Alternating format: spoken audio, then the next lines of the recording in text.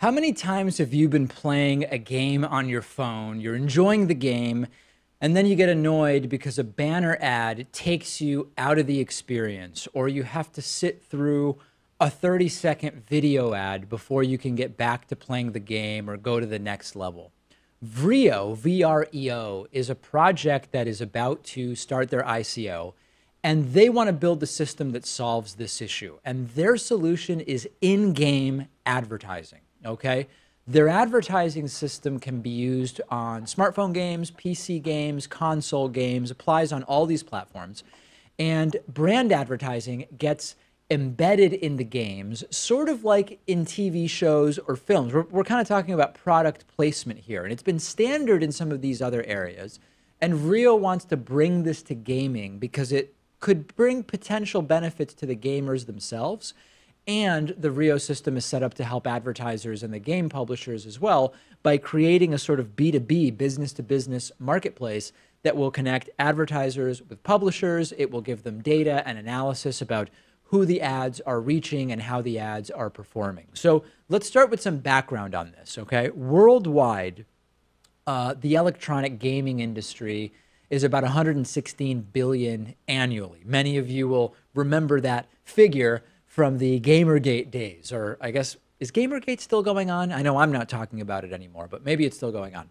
This is bigger than the film industry and bigger than the music industry. And about a quarter of the iTunes App Store consists of games. So gaming is a huge sector, growth accelerating regularly. So in-game advertising is also growing. And the need for models that are more viable for advertisers and publishers also continues to increase. And what Vreo says is that because the concept and the implementation of in-game advertising is new, the existing models are rife with issues that everybody involved really wants to solve. So let's start with the problems that the traditional advertising models pose to the advertiser, to the game publishers, and to consumers, which necessitate the use of this in-game advertising. So number one, this is probably the most obvious issue.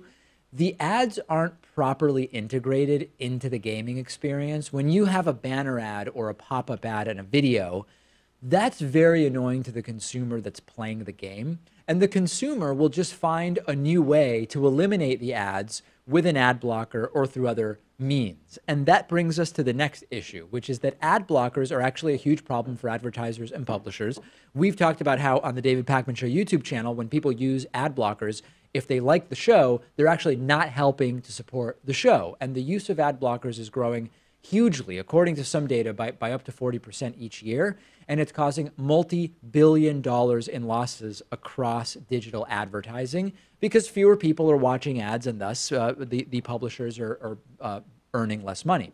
Many platforms have gotten to the point of doing what they can to just ban the ad blockers, but this isn't really a solution. This is a Band-Aid, and it's not really ideal for anybody. If people are still trying to block the ads, that's really the problem that you should be trying to solve. Software that blocks ad blockers also isn't always effective, and when people using ad blockers are prevented from using a website or service, that's a loss of traffic for the publisher. Like, everyone kind of loses big picture from that paradigm. And then you've got advertising fraud. And I've talked about this before. This is when content publishers fake the reach of ad placements or fake the consumer response to those ads. Bots, real people that get hired, they generate fraudulent traffic to ads. They use fraudulent IP addresses and device IDs so that it looks like it's new traffic, even though it's really not. And this is a big problem for advertisers as well, because it's assumed that advertisers worldwide lost about $16 billion last year because of ad fraud. So now let's talk about in-game advertising. I play some of the Grand Theft Auto games, and there's sort of jokes about in-game advertising within the GTA games. Vreo says that a way of avoiding some of the problems that exist with regular advertising around games is in-game advertising, which is when you integrate the ads into the game environment. But there are still problems when you do that. Number one, targeting and analytics, very lacking. Not non-existent, but very lacking. Right now, you put a product placement in a game and it sits there. You don't know who's seeing it. There aren't enough ways to figure out if that ad was successful. The verifiable impression numbers aren't often available. Impressions often are kind of estimated from the number of people who purchased a game, for example, or reached a certain point in the game if that information is available.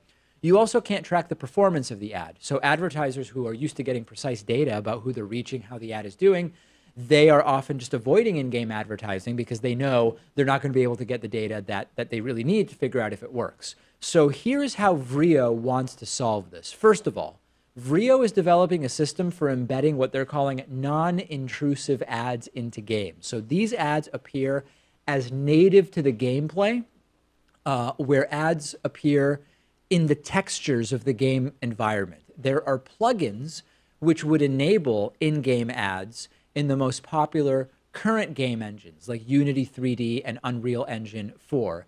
That alone would be a pretty significant feat, but also central to what Vreo is doing is the business model. They're creating what they call a transparent automated marketplace that will benefit the gamer and the advertiser, as well as the game developer and the publisher. And that marketplace would match ad spaces inside of games with brands according to their needs and provide programmatic buying that allows for micro and macro scaling, meaning you could do a small campaign, you could do a huge campaign within a game or across multiple games.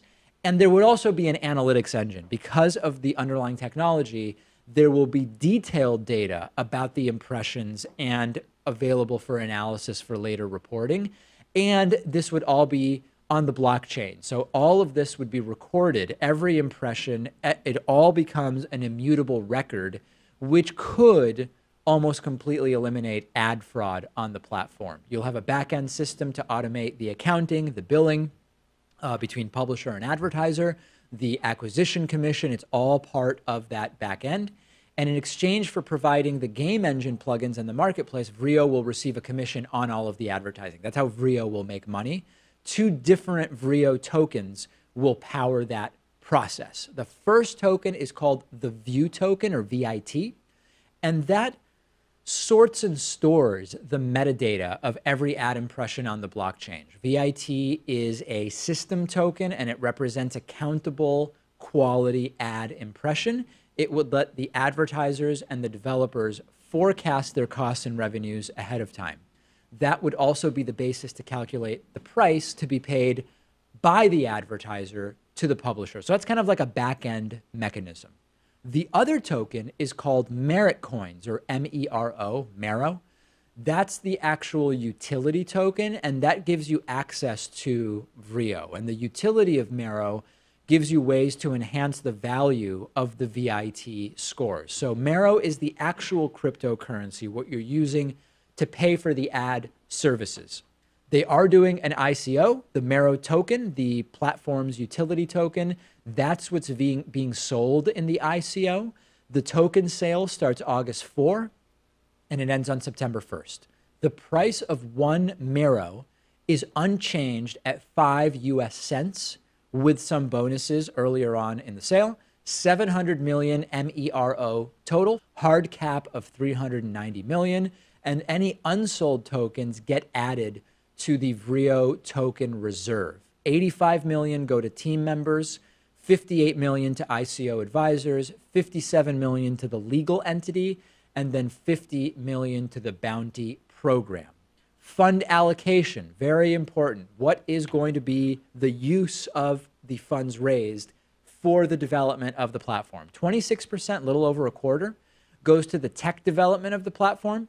22 goes to sales and business development, 20% to marketing. You want marketing. 17% to administration, 15% to legal, accounting, and third-party consultants. The Vreo team, very interesting team. Not a bunch of schlubs, you might be pleased to know. CEO, co-founder Andreas Schem has been working in executive positions at tech startups for almost 15 years, most of which were tech and entertainment. Definitely relevant experience for a project like Vreo.